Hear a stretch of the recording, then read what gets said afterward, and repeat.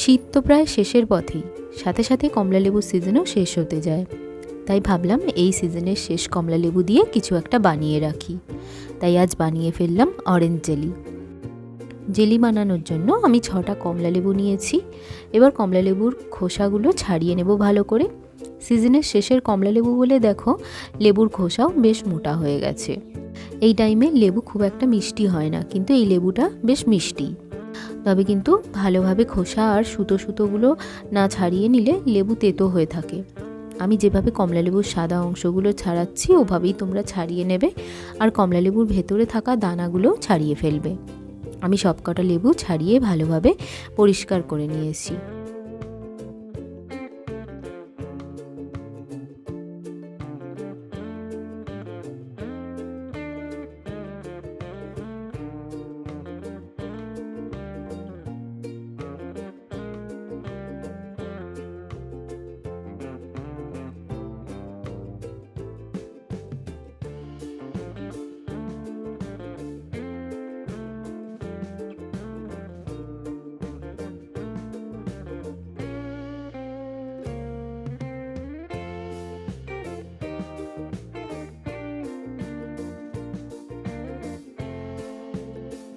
এবার একটা মিক্সিং জারে ভরে কমলালেবুর জুস বানিয়ে নেব।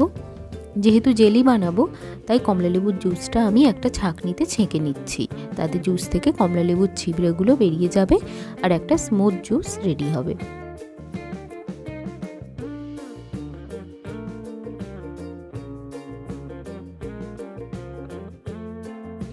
স্মুথ জুস কিন্তু রেডি। আমি একটা কাপের মাপ নিয়েছি। জুসের যতটা পরিমাণ হবে চিনিও সেই পরিমাণেই দিতে হবে। আমার জুসের পরিমাণ 3 কাপ মতো হয়েছিল, তাই আমি এখানে 3 কাপ চিনি অ্যাড করব। এখন 2 কাপ মেশাচ্ছি, পরে আরও 1 কাপ মেশাবো। জুস কিন্তু সমানে নাড়তে থাকতে হবে, নাড়া থামালেই কিন্তু কড়াইয়ের নিচে লেগে যাওয়ার সম্ভাবনা থাকবে। এবার বাটিতে 1 কাপ জল নিয়ে তাতে অ্যাড করলাম 3 চামচ কর্নফ্লাওয়ার। ভালো করে গুলে ফুটন্ত জুসের মধ্যে ঢেলে দিলাম।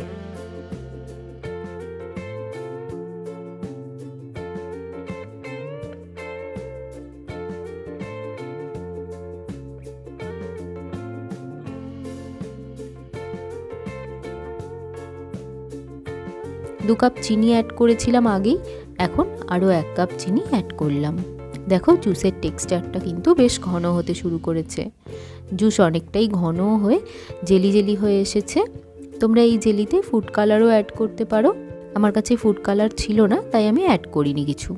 80% ঘন হয়ে এলে নামিয়ে নিয়ে একটা কন্টেনারে ঢেলে নেব।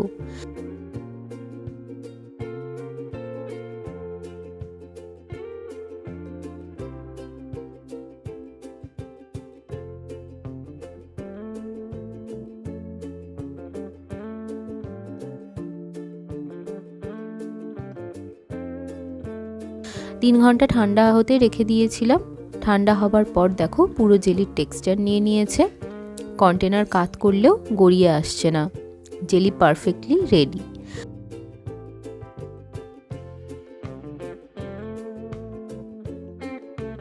আমি এই শ্যুটটা জেলি বানানোর পরের দিন করেছি, তাই দেখতেই পাচ্ছ আমরা অনেকটা জেলি খেয়ে ফেলেছি। আজ আমি ব্রেকফাস্টে ব্রেডের সাথে অরেঞ্জ জেলি মাখিয়ে খাবো, তাই ব্রেডগুলো একটু শুকনো খোলায় সেঁকে নিয়েছি। এবার অরেঞ্জ জেলি মাখিয়ে সার্ভ করব। ব্যাস রেডি অরেঞ্জ জেলি।